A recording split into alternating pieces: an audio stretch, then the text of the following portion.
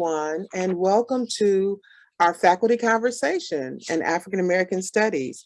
Today, we will have the privilege of talking to Dr. Pamela Martin. Now, Dr. Pamela Martin's interest, and I'm going to tell you because I really love her interest, is on African American. Her research is on, she examines African American church-based health interventions. Wow, that support a continuum of health services from preventive to linkage to care with church members and community members using church outreach services.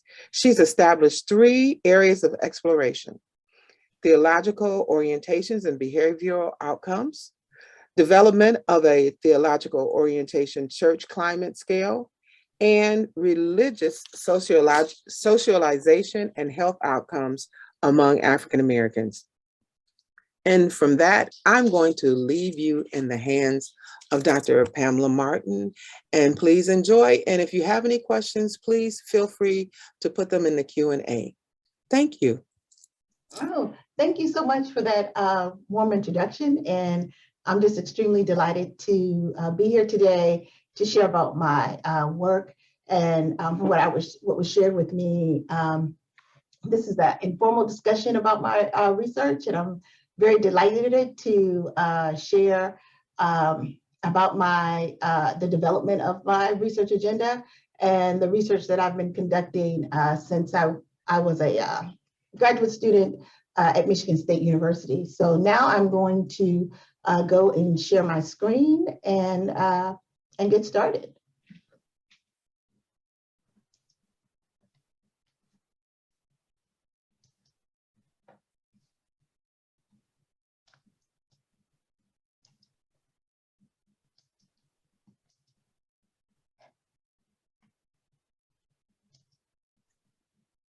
Okay, so I can see that everyone can see my slide. So again, I want to just send greetings to everyone, and I want to thank the African American Studies program for this opportunity to share about my research on theology and African Americans. And so once we get to question and answers, I know that everyone is muted, but I always like for attendees of my presentation, especially when it's a small, intimate group, to share who they are and why they're interested in the presentation or the conversation that we're having during lunch.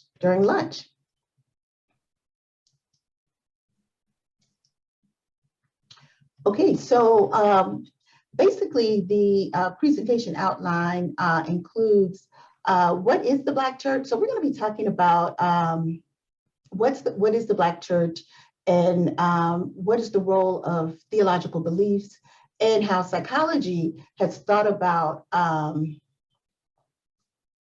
theology. And then I was told that question and answers would happen throughout the presentation through chat. And so if you have a question, please post that in the chat, and we'll definitely talk about, I will answer your questions at the end of the presentation. Okay, so I placed a poll everywhere in the chat. And so if you can click on the poll everywhere, because I love word clouds. And so this is going to be a word cloud. And so using one word, I just would like for you to describe the Black church.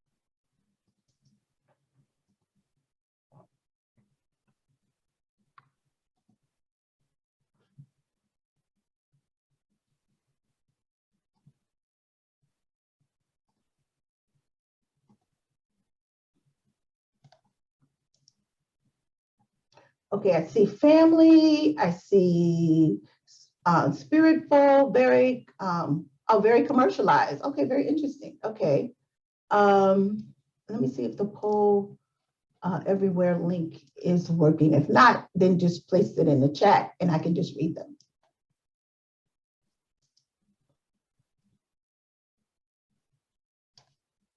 Okay, let's see. Oh, community. Okay, very nice. Yes. So we're going to be talking about all of these different aspects of, oh yeah, it's popping up. So let me stop and share my screen and head over to the poll everywhere so we can take a look at what everyone is sharing. Okay. So historical. Community, yes, yes. We'll talk about aspects of what it means to be a part of the community of faith for African American faith communities.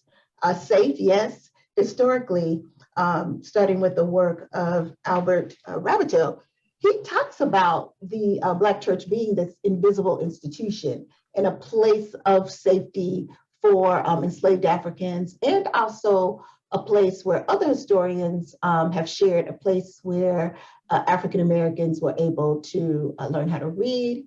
It also was a place, if you think about aspects of Congo Square in New Orleans, as a place where people could rejoice and celebrate. And so, yes, in this presentation, we won't be talking about that much on the historical contributions of the Black church and the across time, how the Black church has been influential in the daily experiences of African Americans. Let me go back to the chat. Okay, yes, safe place, yes. Right, yeah, used to be express what you're feeling and sharing.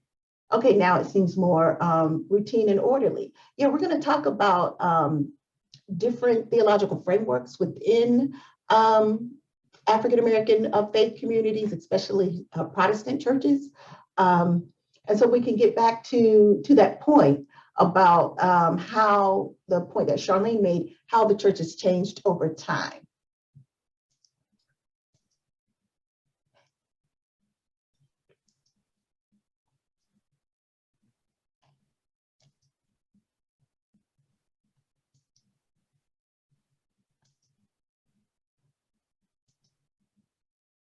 Okay, so I normally like to explain to everyone, what do I mean by what is the Black church? And so these are the particular denominations that I solely focus on in my research. And so when I am discussing the Black church, I am including the 7 major historical African American Protestant denominations, such as African American Methodist, Church of God in Christ, all of the different churches that are part of the Baptist faith, the National Baptist Convention, the National Baptist Convention USA, and then the Progressive National Baptist Convention.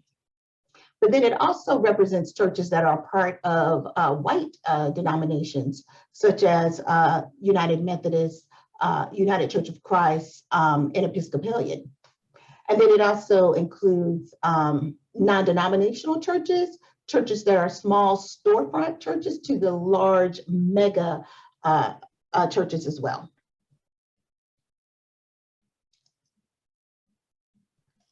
And so I like this quote by the late Bishop Harry Jackson. And this is a quote that he shared about the Black church in the early part of early 2000. And he was on PBS on a celebration for Martin Luther King. And he shared this quote about what is the Black church.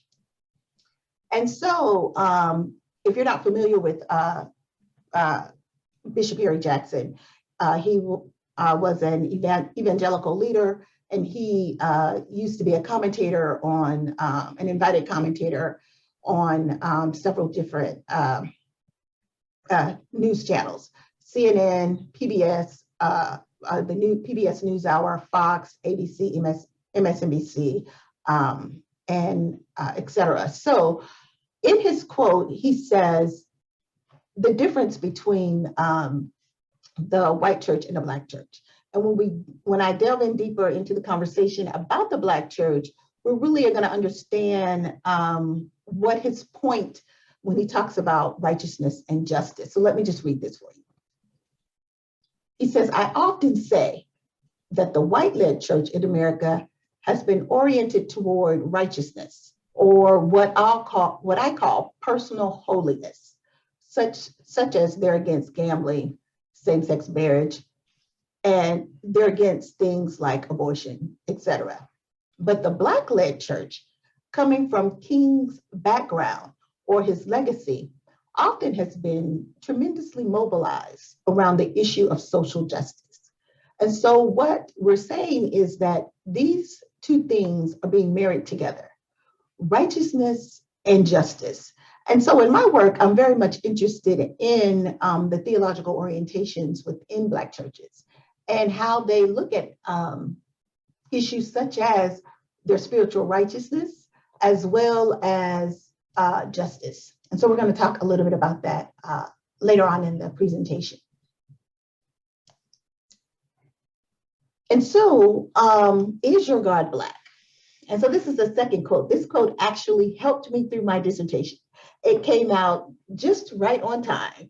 And I say that because my dissertation question was, what do Black churches and parents teach their kids about race?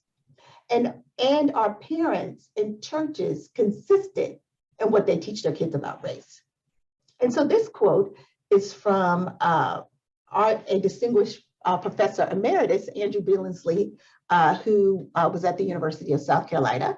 And from his book, Mighty as a River, he had this quote: more than one aspiring young Black Christian has been prompted to ask, Reverend, if we're made in the image of God, and if Jesus Christ is the Son of God, why is it that all the pictures of Jesus in our church show him as a white man?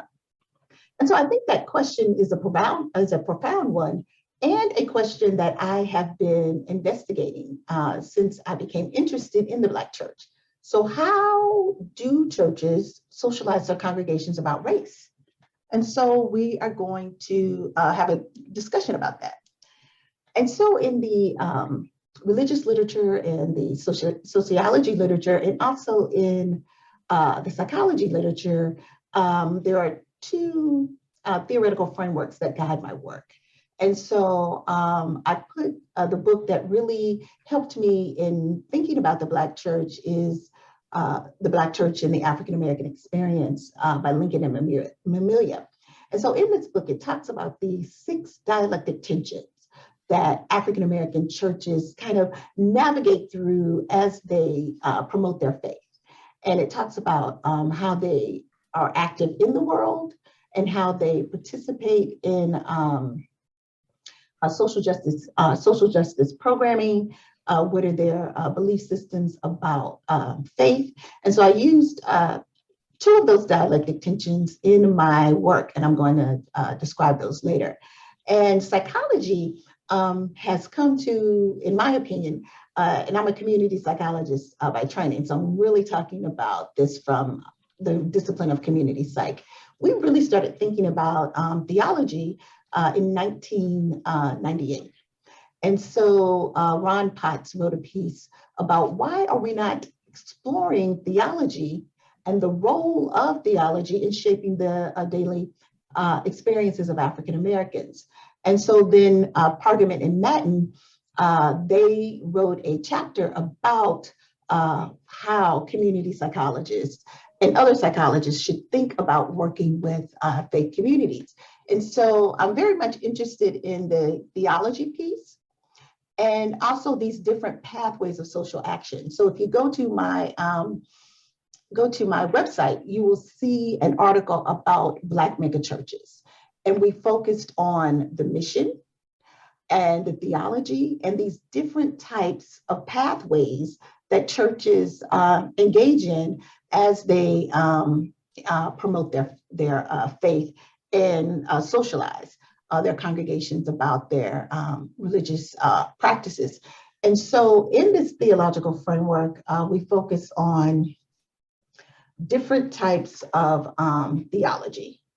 And so if we had to look at theological orientations across a continuum, we have this theology that's otherworldliness. And so this otherworldliness theology focuses on, what do I have to do to get into heaven? And in the research literature, it's called this pie in the sky theology.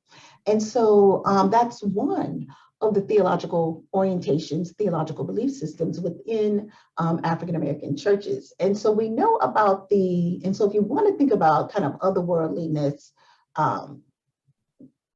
framework, and we're going to talk, and these are different clergy that express these different theological belief systems that I'm sharing right now. And so then we have prosperity gospel. And I'm quite sure we've heard about prosperity gospel, because this is something that has been in popular media. And it's the kind of, if you pray, then God will bless you. If you tithe, then God would bless you. And it focuses on this kind of material aspect of understanding your relationship with God. And then you have these churches that are just these solid biblical principle churches. And so these churches really express the different tenets within Protestant faith. And they talk about what are these different principles that we should focus on as Christians, such as love your neighbor as yourself, and the aspects of the 10 Commandments. So these are these strong biblical teaching churches. And then we have what Bishop Jackson was referring to earlier, is this social gospel theology, which Dr. Martin Luther King probably represented the most, where they used their religious faith as a way to promote social change in a larger society. And so that's that social gospel a kind of theological beliefs. And we know that this social gospel belief is something that has been discussed and shared through the work of Howard Thurman and other African-American theologians. And then we get to this Black liberation theology. And this is a picture of James Cone right here. And he is the person that actually created this Black liberation theology. And so in this theology, it pretty much marries your Christian faith to one's Blackness. And so what does that mean to be Black and Christian? And how do you navigate that? And so then you will see other ministers and pastors that endorse this Black theology framework, where we have Tracy Blackman, who was one of the leaders of the Black Lives Matters movement in Ferguson, Missouri, and then also Pastor Emeritus from Trinity United Church of Christ in Chicago, Pastor Jeremiah Wright. So you can see this continuum of theological frameworks. And so from the work of Lincoln and Mamilia, these theological beliefs would represent this otherworldliness, this pie in the sky theology, to this worldliness. How do we use our faith to transform society to make it better?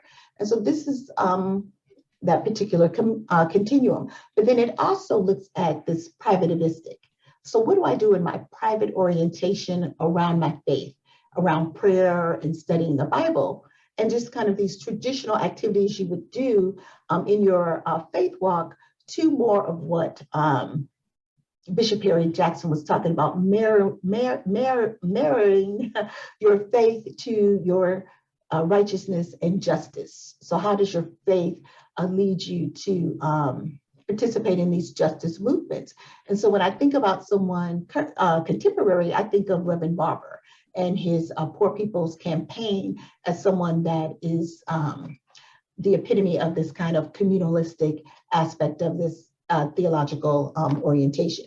So these are the theological orientations that I explore in my work, and trying to understand, is God Black? So I'm going to stop sharing my screen, because I would like to share a video that talks more about the Black church.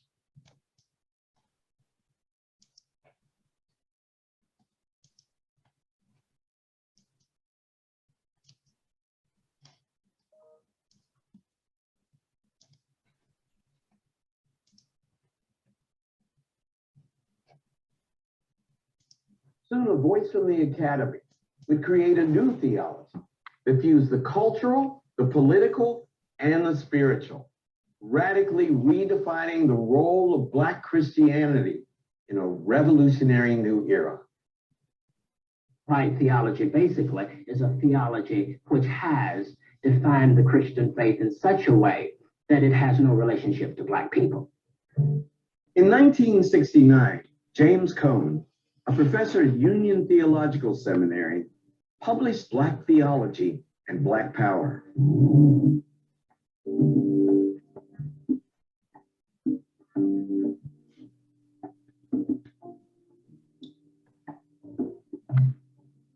King's witness is making its way into seminaries with James Cone, who's trying to figure out how to translate King's moral call to the nation and express it in a way that will speak to the rage of the moment. Black theology is basically a new way of looking at the relationship between Black religion and Black political struggle, and an embrace of the tenets of Black is beautiful and a comfort with African-inflected practices. God is on the side of the oppressed. And since the oppressed are the ones who need to be liberated, he must be identified with their condition. Cone argued that God was so intimately connected with struggle and against oppression that God, in effect, had been Black all along. He said that God's story is the Black story, and the Black story is God's story. And that, he said, is the Christian story. I said, Lord Jesus, I was ready to leave Christianity, because if I couldn't be Black and Christian, then I wasn't going to give up being Black. What I discovered when I discovered Dr. Cone's work was my own Black faith. Cone's theology would soon move from the confines of the seminary into popular culture. What is it? I call it Black Jesus. Black Jesus. Now this is what the brothers need.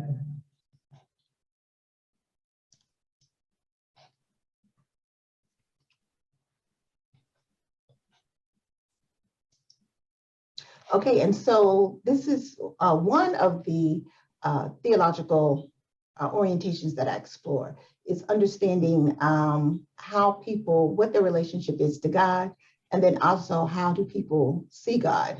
Is God seen as a representation of themselves? And that goes back to the question that the young churchgoer asked his mom about the presence of the imagery of God in his church.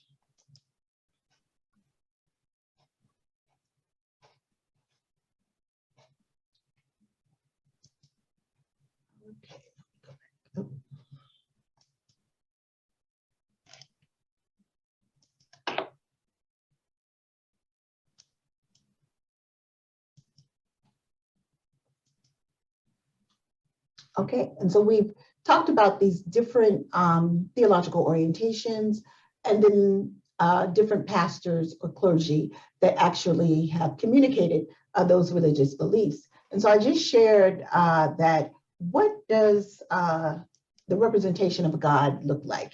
And so there are very different ways in which theological orientations are communicated in Black churches.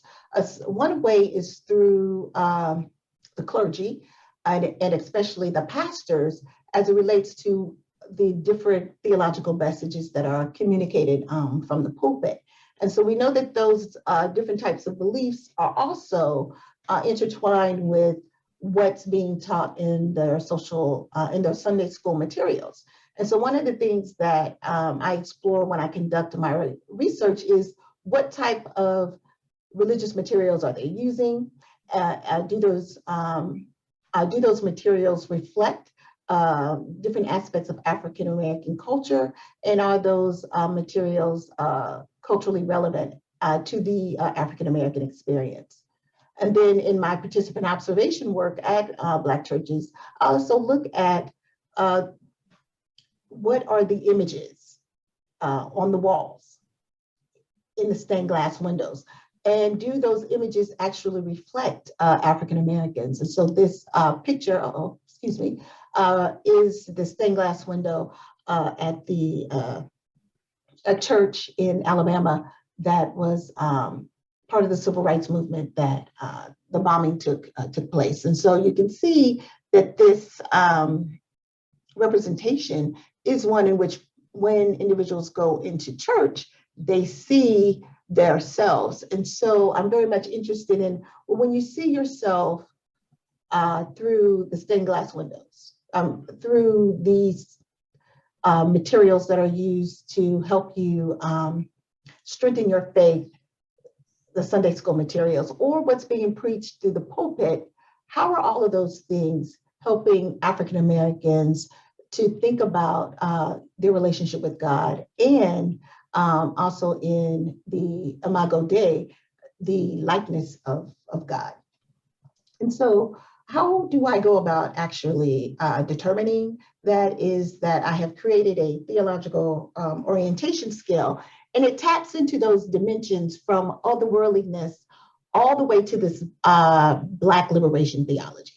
And so it's a measure that I created, and I have a adolescent version for that can be used for individuals between the ages of 12 and 19. And then I also have an adult version where emerging adults can, from emerging adults all the way through adulthood, can take the adult version, or to elderly that can take the adolescent version. And so you see we have otherworldliness right here. And so I'm just going to read one of the otherworldly items on the scale is my church should only concentrate on salvation and teach about things about salvation. And then you can see the reliabilities for the adolescent scale and the adult scale. And so in psychology and in the social sciences, we measure how well churches are,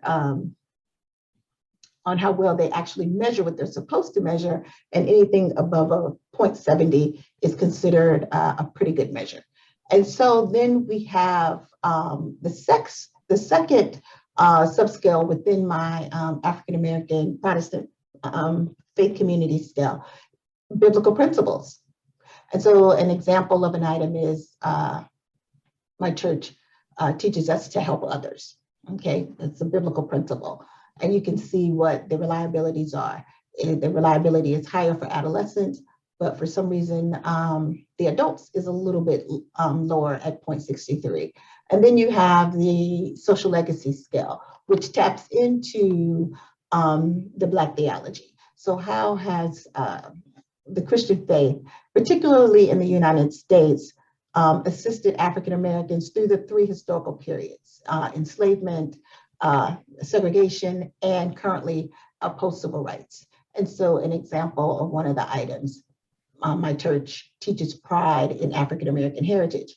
And so we've done several studies that actually looked at these different theological orientations to answer that question, is your God Black? And so what we have found in our literature is just three broad kind of global categories of what we have found in our qualitative work and also in some of our quantitative work, is that we have some African American believers who are Christian colorblindness. And so their Christianity is their sole identity. And so they don't actually look at any other, or they don't think any of the other social identity characteristics are important to them. Their main identity is their Christian identity. And then we also have other Christians that their Christian faith is their prominent identity, but then they also recognize their either gender identity or their race identity, or it can be their education. So any of those social identities that individuals rank themselves on to who they identify with, the Christian social identities represents those individuals. And then we have the unapologetically Black and unapologetically Christian group. And so that would be what Reverend Kelly Brown Douglas was mentioning in the video about Black liberation theology. And so these individuals don't actually disentangle their Blackness from their religion. They're actually combined. So they are considered Black, and they also consider themselves Christian. And there's no ranking or hierarchy between the two. It's just what it is. As we would say, it is what it is. Some of a colloquial saying that people say. So when we get to some of the research that I've conducted on trying to understand how people think about their relationship with God and how they think about their likeness or similarity, that Imago Dei, we begin to answer those types of questions. So we have a current article that's out called Sitting in the Pews. And so it pretty much really asks adolescents about their theological beliefs and how they perceive the theological orientations within their faith communities. And so what we found was that adolescents who perceive their church as otherworldly, okay, so those are churches that pretty much focus on, well, how do I get into heaven? What do I need to do to get into heaven? They reported more negative feelings about the appearance of African Americans. And so we can see that sometimes your theological beliefs in this particular study, it shows can have an adverse outcome for what does it mean to be African American. But then we also found out that the churches that are in these, what we call Imago Dei, these kind of biblical principle churches, they tend to endorse more positive attributes about what does it mean to be Black. And so we can see that the theological orientation of churches, they actually matter in how they assist adolescents in understanding who they are. And so one of the things that we've been trying to answer is this third question: is being Black a particularly relevant factor to understanding salvation or a personal relationship with God? And so we actually have another article. So I'm going to give you my website so you can actually, we have an article that focuses on how do adolescents perceive their relationship with God? And is their relationship with God a protective factor? And so I'm going to give you the surprise. Relationship with God is a protective factor for adolescents as they navigate and try to understand stigma beliefs about African Americans. And so we have found that when adolescents have a strong relationship with God, they are more likely to reject negative stereotypes about African Americans. And so having a relationship with God is a protective factor. And we're also very much interested in looking at parents' racial socialization messages.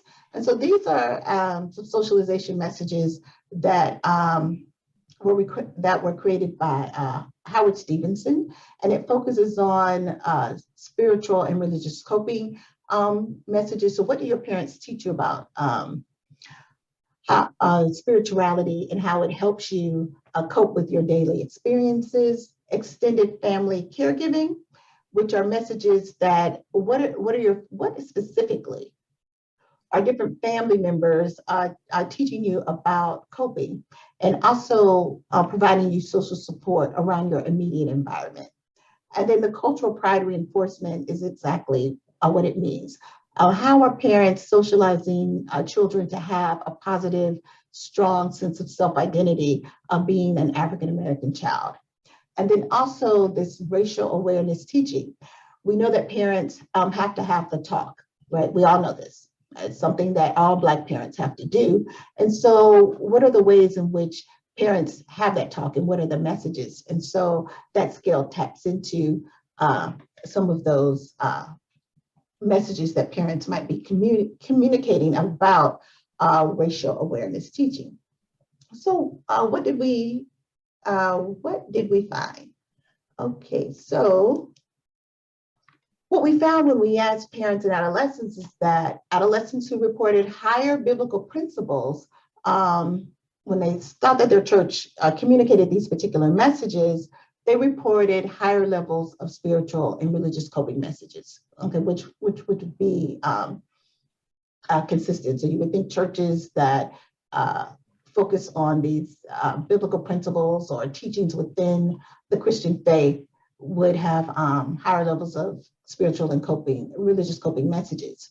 And then when we look at aspects of social legacy, which is the Black liberation theology, we found that parents who perceive their churches as communicating this Black liberation theology, as defined by James Cole, their adolescents reported higher levels of perceiving biblical principle messages, and also reported higher levels of extended family messages, which taps into that kind of communal worldview of an African-centered philosophy or worldview. And then adolescents who perceive their church as biblical principles was also associated with cultural pride reinforcement. So one of the things that we're consistently finding in our research is that churches that communicate biblical principles and also social legacy have better outcomes for African-American adolescents. And so biblical principle was associated with higher racial awareness teaching, and then otherworldliness, which we have consistently found was associated with lower levels of racial awareness teachings for Black adolescents. So to answer the question, is your God Black? What we have found out is that it depends on your church. So if you are attending churches that communicate biblical principle messages, or churches that communicate this liberation theology, or what we could call the social legacy, a theological orientation focusing on race and religion, we find that a lot of African Americans attend churches in the hierarchy of social identities, or this unapologetically Black and Christian. And so in my last slide, oh good, we still have a good time for some questions. Where's my future research going? So I'm in the process of hopefully being out in the field, working on my scale to try to get that adult reliability higher. And so I am hoping to begin data collection, focusing on the first two scales, the adolescent and the adults. But then I was very much interested in a womanist ideology. And so I've been working on a scale for African-American women. And so it's an African-American women's scale that focuses on womanist ideology. And then I'm still going to continue with adolescents looking at theological orientations and psychoeducational outcomes. And then my research on the scale is also related to wanting to conduct a national church study, because the last church study was conducted with Lincoln and Memorial in 1990. And so we know that the church has evolved greatly from when their book was published. And so I am in the process of gearing up for data collection to do a pilot study, and then use those pilot data to go after funding to do a national study on the Black church. Are there any questions?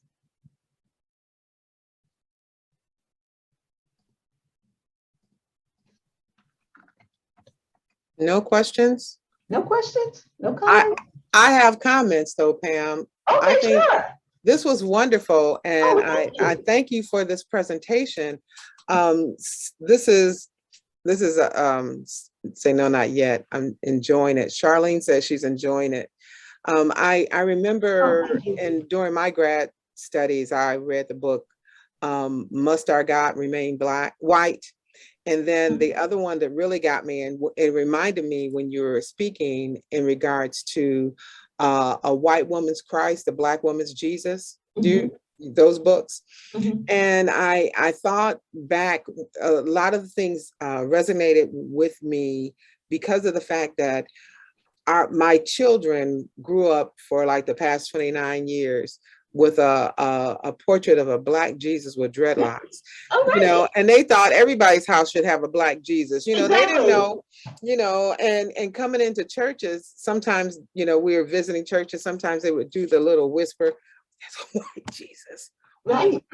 You know, and so I'd have to, you know, kind of calm them down and say, you know, this ain't, maybe they're not woke, Right. you know, but I think that you're right. I think it's almost kind of what we would say empowerment to have the image of God in our image. But also on my art side, I'm thinking, Pam, that who told these white people what God and Jesus, what Jesus looked like? Right.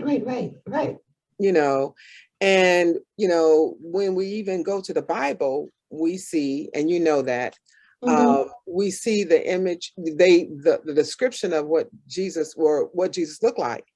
And it's not what, you know, Da Vinci or Right. all those people. So I think that that's the reason why that we have the, what do you think? It's an empowerment of churches that have the Black images? Right. Yeah. Well, I think that that there are churches that have distinct theological orientations. And when a church embraces Black culture and want to empower African American communities, then they from the research, it shows that they promote that Jesus is in the image of, you know, their congregation. Right. And they look to scripture, where scripture says that we're created in, you know, that God has created everyone in his image. And so if God created everyone in their image, then of course, then God would look like us. And so, and that's not saying God cannot look like anybody else, but we're just saying that, you know, God looks like us. And then, so that's one of the things that we have been trying to understand, because we go to some churches and God does not look like African Americans. It looks like, you know, the white Jesus with the long hair and blue eyes. Right. And I'm always interested in what kind of impact does that have on children, and also just on the parent socialization. So your children are in a church that is promoting this silent message, right? Yes. Silent racial socialization message around the image of God. Right. And then some people prefer to go to churches that are devoid of racial content or even talking about race. And so what does that mean for African American children that are trying to navigate their peer group, their friends, and then also what they're learning in church about what does it mean to be, you know, African American or Black. And so we know that the church is the only institution that's owned and operated by African Americans. And given that fact, it's really important to understand these socialization messages around religion and race. And so we know that churches vary. And I'm always interested in understanding how churches vary. And they also vary about the role of women in the church. And so I can easily talk about that in my research as well, because we found that different theological orientations are also related to the role of women in the church. Right. Can women preach? Can women sit in the pulpit? Can women, you know, sit in the front row without having a cloth, you know, over there? Or even, Pam, when I was growing up, we were not allowed to come into the sanctuary with pants on. Right. You know, and so we did the Saturday work, right? So we were here to do all of the Saturday preparations for church, but it always had to be without pants. It had to be with a dress, not without pants, but it had to be with a dress or a Right, skirt right, on, right, you yeah. know. Yeah, yeah, and so I'm very much interested in also in theology and how it shapes African American girls' Yes. identity around gender and Mhm. race and that intersectionality. So Yeah, that's really good. That's part of empowerment. You're truly right on that. I think about the era of the civil rights movement, how strong the churches were mhm, during that time, and that's where the congregation, it was a community. It was the community center. There was the Black neighborhood libraries and the Black churches, and those were the community centers. And I think back then, was it as important to have that image of Jesus be whatever color mhm. up on that wall, or were we so involved that it didn't matter? Right, right. Yeah, I mean that's a good question. Hmm. And I think that over time, as the church has evolved from out of the civil rights movement to Hmm. where it is now, and we have, I mean, we had different theological beliefs back then, Hmm. but I think that because the church has evolved where you do have a strong prosperity aspect to the Hmm. church, and how does that particular theology relates to what you said about the communalism piece. Hmm. Because Hmm. if your gospel is focusing on wealth, Right, that's focusing on that in the wealth of you as the individual right. versus the wealth of the community. Mhm. That's really good. That's really good. Yeah, because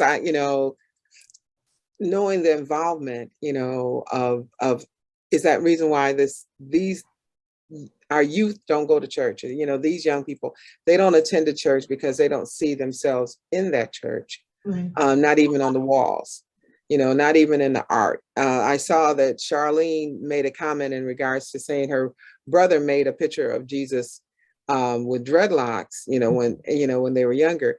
And I see that. And I also see that sometimes, there was a beautiful story, and I can't remember who wrote the short story, and it may have been Richard Wright, about the little boy who painted Jesus black.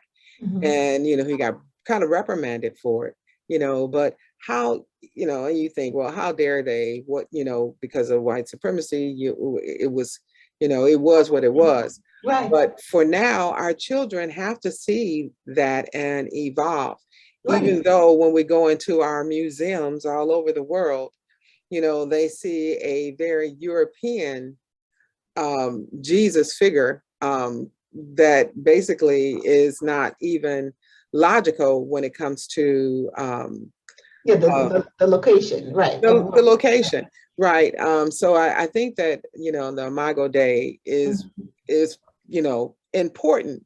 Oh yeah, definitely. Yeah. It's so important, and it's so important for us to know, and to see, Right. just like any emblem Mhm. or image that we want to, like anybody, Right. we need to see ourselves there Oh instead yeah. of, so I think that this is really a good topic, and I'm looking forward to actually you pursuing this, and I'll read that book. Well, Okay. I'm really excited about collecting data in the South because the majority of my data collection has been in the Midwest. Oh, And so wow. I'm really interested in looking at regional differences. Mm-hmm. And then I am interested in, again, looking at theological orientations and how they are shaping development longitudinally. And so hopefully when I get the funding for the National Church Study, I'll be able to look at things longitudinally with adolescents to Wow. see how they're, depending on the types of churches that they attend, how their identity shapes what, how their identity has been shaped Mm-hmm. by the church. And then I'm also interested because I've been doing some research looking at theological orientations and looking at how preachers have handled the pandemic, but then also the racial awakening. So I have sermon data from after the Trayvon Martin verdict. Wow. after the Philando Castile Mhm. incident, Mhm. after Michael who was Michael Brown, yes, Brown. Mhm. and then George Floyd. Okay. And so really understanding, well, what are preachers communicating to their congregations about these murders? And then our church's theological frameworks changing. So if the church was more more otherworldly or prosperity, how are you handling this racial reckoning? How are you handling that with your faith community? Or if you go to a church that is multi-ethnic. So if you're in a multi-ethnic church, are they even addressing these issues? And if so, in what kind of ways? Right. And especially if the pastor is African American. Right. And they stay silent. I remember Trayvon Martin, where I was, and the pastor didn't say anything. And we were a little devastated, you know, and we were in a very diverse church. So, you know, I was like, what's the problem there? Right. You wonder, you know, how are they taking it? And then you go someplace else, and this is the sermon. This, Right, you know, exactly. this, you know, and this is empowering us, you know, and telling us basically, you know, we're going to have to move on, persevere, you know, this is what happens to us, you know, and it really does depend on the minister. And I love the fact that you're doing it after each incident, because that's wow, that's some good stuff right there. Oh yeah. And so I haven't had time to. I've had students at my the prior institution that I came from. They've actually presented some of the preliminary results of what we found after each incident. But we're going to go back and look at it across time to see if the messages have changed, or their messages the same. And also, I'm very much interested in like the emotion of the pastor. Is the pastor able to be angry? Yes. On fire. I be mad? Yes. On fire about on fire. Transitioning, like what is happening right now in our communities, and how can we help our communities be comforted, but then also to galvanize our community to make change and transform laws that help our overall communities. Right. Empower our communities. Oh yeah, definitely. That's wonderful. Well, Pam, you know what? You did it. Oh, well, thank you. I hope, were there any, I hope I answered any questions about the comments came in, and I actually touched upon it. Charlene was put in some good ones. Yeah, they thanked you for being so informative. Oh, well, thank you so much. Yeah, so, you know, and I want to thank you too. This has been a great faculty conversation as usual. Oh, and well, please, you know, I want to thank everyone who came, and I want to say that please stay tuned for all of the other African American Studies activities and events that we will be coming in the future. Please check our website to know the events on the calendar. And thank you. Thank you so much, Pam, for this wonderful Friday afternoon. Oh yeah, thank you. And please see my website if you want to download any of the articles. There you go. Thank you. You all take care. Have a good Friday. Thank you so much.